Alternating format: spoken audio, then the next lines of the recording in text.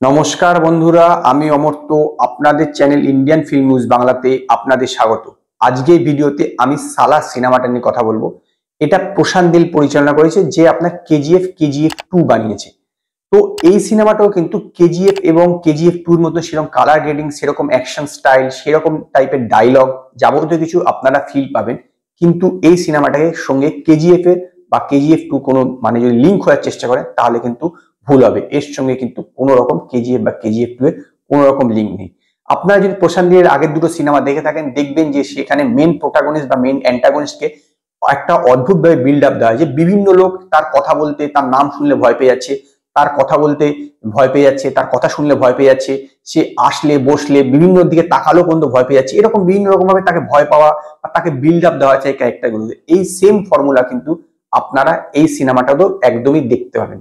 গল্পটা হচ্ছে কিছুটা এরকম, যেটা আপনার ট্রেলারে বা টিজারও দেখেছেন। দুই বন্ধু একে অপরের খুব ঘনিষ্ঠ বন্ধু, এবং তারপরে তারা কিভাবে শত্রু হলো, কেন শত্রু হলো, সেইটাই কিন্তু এই সিনেমাটার গল্পটা। এটার সেকেন্ড পার্টও আছে।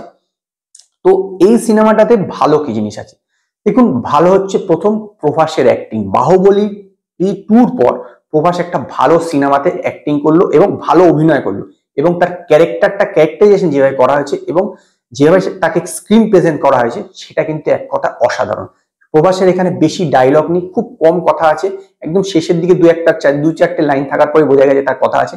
এমনিতে প্রভাসের মুখে বেশি কথা নেই, কিন্তু সে যেভাবে নিজেকে প্রেজেন্ট করেছে স্ক্রিনে, সেটা কিন্তু এক কথায় অসাধারণ। এবং প্রশান্ত নীল তাকে দেখিয়েছে সুন্দরভাবে, তার ক্যারেক্টারটাকে যেভাবে বিল্ড আপ দিয়েছে, এক কথায় দুর্দান্ত। এবং নো ডাউট আপনার যে প্রভাস এতে খুব ভালো অভিনয় করেছে। পৃথ্বীরাজ সুকুমারন এর সঙ্গে প্রভাসের ক্যারেক্টারের ডিফারেন্স আছে, পুরোপুরি একটা অপোজিট টাইপের ক্যারেক্টার।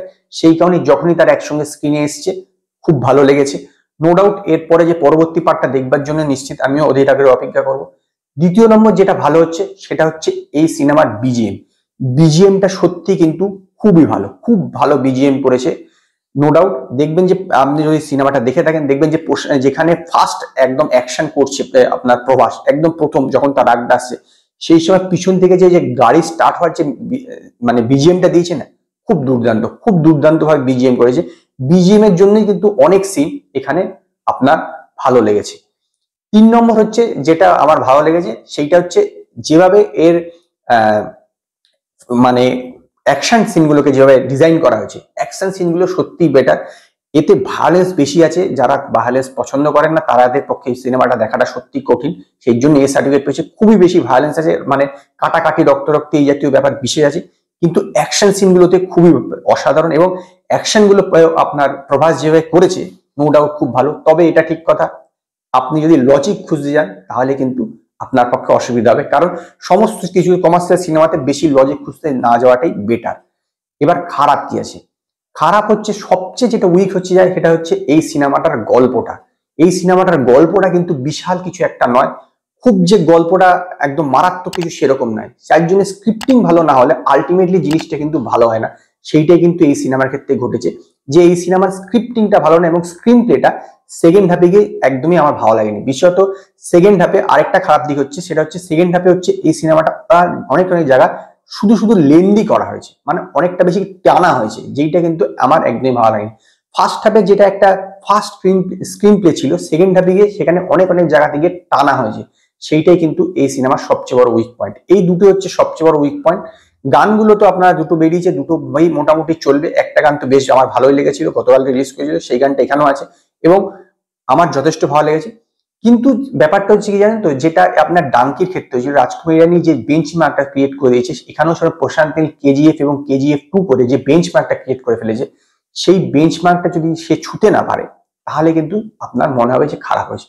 সেইটাই কিন্তু এই সিনেমার ক্ষেত্রে হয়েছে। এই সিনেমাটা আদৌ আপনার কেজিএফ বা কেজিএফ 2 মতন কিন্তু সেই লেভেলে পৌঁছাতে পারেনি, এবং সেই কারণে কিন্তু আপনাদের মনে হবে এই কিরকম হচ্ছে। এইটা হচ্ছে কিন্তু এই সিনেমার একটা বড় ড্রব্যাক। কারণ এটা যদি অন্য কোনো ডাইরেক্টর হতো তাহলে হয়তো এরকম লাগতো না, কিন্তু যেহেতু প্রশান্ত নীল ডাইরেক্টর এবং সমস্ত কিছুই অনেক অ্যাক্টার, যাবতীয় অ্যাক্টারই আপনার সেই কেজিএফ 2 অ্যাক্টার গুলোকে রিপিট করা হয়েছে, সেরকমই লুক অ্যান্ড ফিল দেওয়া হয়েছে, সেরকমই ক্যামেরার কাজ, যাবতীয় কিছু সেরকম হওয়ার জন্য পুরোপুরি আপনার কেজিএফ এর কথা বারবার মনে হতে থাকবে। যারা দেখেছেন তাদের তো অবশ্যই মনে হবে। তো সেইখানে একটা কম্পারিজন চলে আসে এবং কম্পারিজন আসলেই দেখা যাচ্ছে যে এইটা কিন্তু অনেকটা ডাউন। এখানেও কিন্তু সেম ফর্মুলা ইউজ করেছে, যেটা বললাম অ্যান্টাগনিস্ট এবং প্রোটাগনিস্ট এই ক্যারেক্টারগুলোকে বিল্ড করার জন্য বিভিন্ন লোক তার থেকে ভয় পেয়ে যাচ্ছে, বিভিন্ন লোক তার ক্যারেক্টার সম্পর্কে বলছে সে এরকম, সে এরকম, এরকম, এই করলে ভয় পেয়ে যায়, এইরকম করে করে ক্যারেক্টারগুলোকে বিল্ড করা হয়েছে। সেরকমই এখানেও কিন্তু সেম ফর্মুলা ইউজ করেছে, যার ফলে কি হয়েছে সমস্ত জায়গায় কম্পারিজন হচ্ছে এবং কম্পারিজন হলেই দেখা যাচ্ছে যে এটা কেজিএফ এবং কেজিএফ টু দুটোর থেকেই কিন্তু, আমি দুটোর কথা মাথায় রেখে বলছি, দুটোর থেকেই কিন্তু এই সিনেমার মানে মানটা অনেকটা ডাউন অ্যাজ এ স্ক্রিপ্ট। যেহেতু স্ক্রিপ্ট অনুসারে ডাউন, তাহলে বাকিগুলোই কিন্তু অটোমেটিক ডাউন হবে। কিন্তু প্রভাসের স্ক্রিন প্লে অসাধারণ, সে নিজে স্ক্রিন প্লেটাকে আলাদা লেভেল নিয়ে গেছে এবং সেই জন্যই কিছুটা দেখা যায়। যারা প্রভাসের ফ্যান তাদের তো এই সিনেমাটা অবশ্যই ভালো লাগবে, যেরকম ভাবে প্রভাস নিজেকে প্রেজেন্ট করেছে। এবং সেকেন্ড পার্টে কিন্তু অ্যাকচুয়াল অ্যাকশনটা হবে, মানে আরো ধামাকা সেকেন্ড পার্টে কিন্তু হবে, নো ডাউট।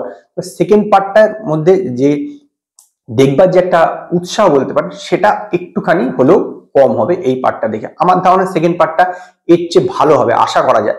তো দেখা যাক এরকম কিরকম হয়। তো আজকে আমার এই সেই জন্যই আমার এই সেকেন্ড পার্টটা এখনো বাকি আছে বলে, এই জন্যই আমার এই সিনেমাটাকে 5-এর মধ্যে আমি এই সিনেমাটাকে 3.5 স্টার দেবো। যদি আপনারা এই সিনেমাটা দেখে থাকেন সালা, তো আপনারা আমায় কমেন্টে জানান আপনাদের কিরকম লাগলো। যদি আপনাদের এই ভিডিও পছন্দ হয় তো লাইক করুন, কমেন্ট করুন, শেয়ার করুন, আর নতুন নতুন আপডেটের জন্য আমার চ্যানেলকে সাবস্ক্রাইব করুন।